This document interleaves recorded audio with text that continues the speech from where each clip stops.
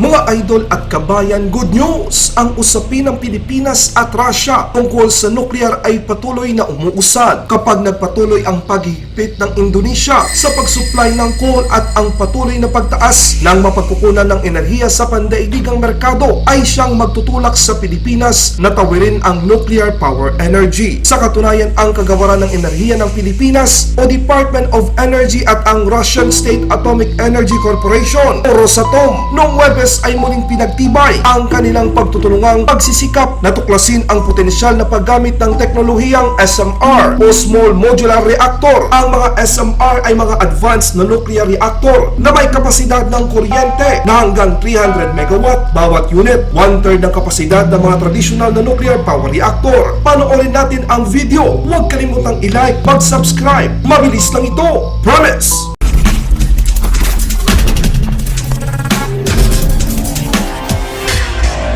Here, but now we will go even further, given the geographical distances, further from the frontage, if you so wish.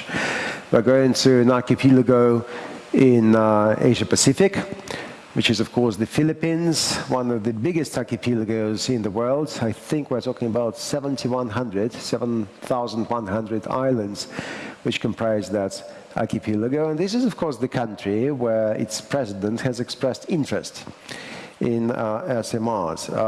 I should have said that, of course, that country represents up to 1/3 of the ASEAN population, one of the fastest growing. And from here on, I will have to quote things because, well, it's always risky to get confused with some of the government regulations references. Now, in July 2020, President Duterte gave a green light to pursue the development of civilian nuclear energy for power generation through issuance of executive order, and from here a short order, EO 116, which includes creation of the Nuclear Energy Program Interagency Committee and directing a study for the adaptation of a national position on nuclear energy program.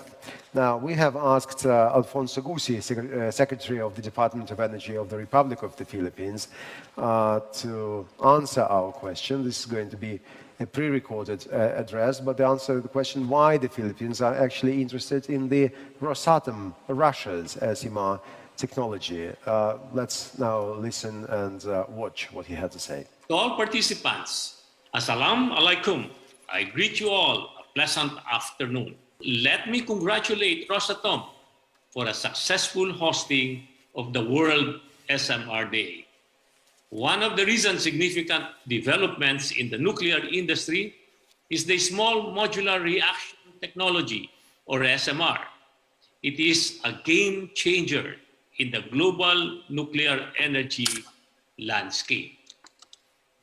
A SMR can be built in location not traditionally suitable for large NPPs, and interestingly, it can be built or installed close to power-intensive industries or remote communities.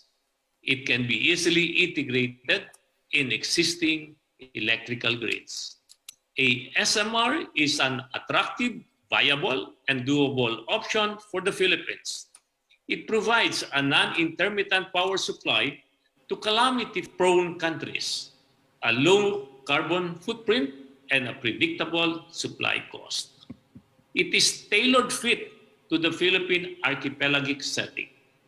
The Philippines is composed of thousands of islands, with the three, Luzon, Visayas, and Mindanao, interconnected in one grid. The rest of the islands, except for Zam, one standalone. Rosatom, which has been in the nuclear industry for 75 years, is among the nuclear technology providers in the world that are known for its safe, proven, and state-of-the-art technology.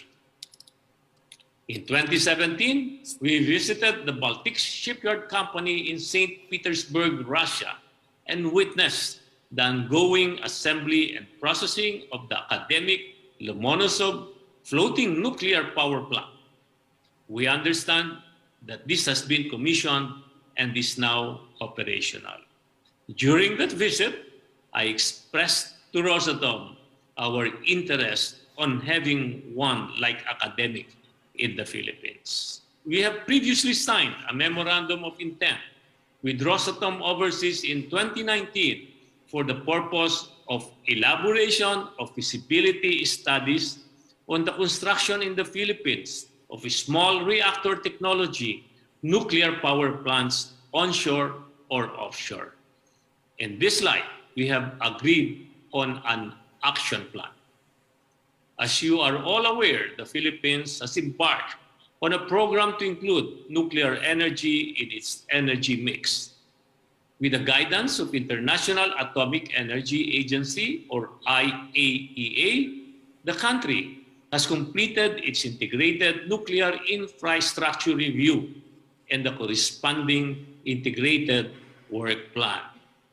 The DOE Nuclear Energy Program Implementing Organization, or NEPU, and the government's Nuclear Energy Program Interagency Committee, chaired by the DOE, submitted to the President of the Philippines a proposed presidential issuance to adopt a position to include nuclear energy in our energy mix. Rosatom has been supportive of the Philippines' nuclear energy program. May I convey our thanks and appreciation to Rosatom's continuing guidance and support. I hope to see you soon in the Philippines. Mabuhay and Assalamu alaikum. Laban Pinas.